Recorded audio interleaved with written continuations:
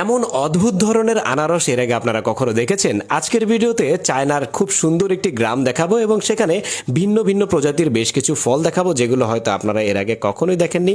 পুরো ভিডিওটি দেখতে থাকুন। প্রথমে আপনাদেরকে খুবই ব্যতিক্রম ধরনের একটি ফল দেখাচ্ছি, এর নাম নাইজেরিয়ান ফ্রুটেড পামকিন।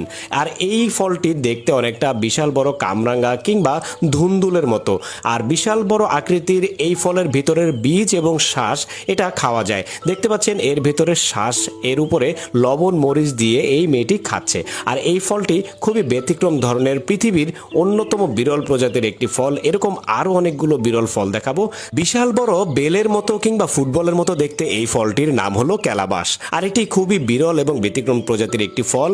এর উপরের শক্ত খোসা বা আবরণ দিয়ে ডুগডুগি কিংবা তানপুরা তৈরি করা হয়, গৃহস্থালির অনেক শোপিস তৈরি করা হয়। আর এর ভিতরের যে শ্বাসগুলো রয়েছে সেটা খেতে অনেকটা টক মিষ্টি স্বাদের হয়ে থাকে, তার জন্য চাইনিজ এই মেয়েটি দেখতে পাচ্ছেন লবণ মরিচ দিয়ে খাচ্ছে।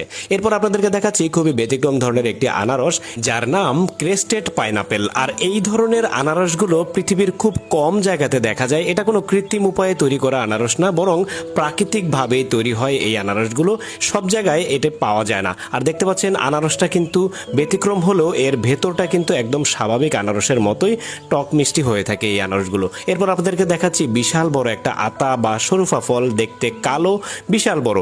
এত বড় আতা বা শরুফা ফল হয়তো এর আগে আপনারা অনেকেই দেখেননি। দেখতে পাচ্ছেন এর ভেতরটা কিন্তু স্বাভাবিক আতা ফলের মতোই, কিন্তু আকারটা বিশাল বড় এবং দেখতে এর উপরটা কালো রঙের হয়ে আছে। এরপর আপনাদেরকে দেখাচ্ছি একটা লটকন গাছ, কিন্তু এত লটকন একটি গাছে ধরতে পারে এটা হয়তো আপনারা অনেকেই এর আগে দেখেননি।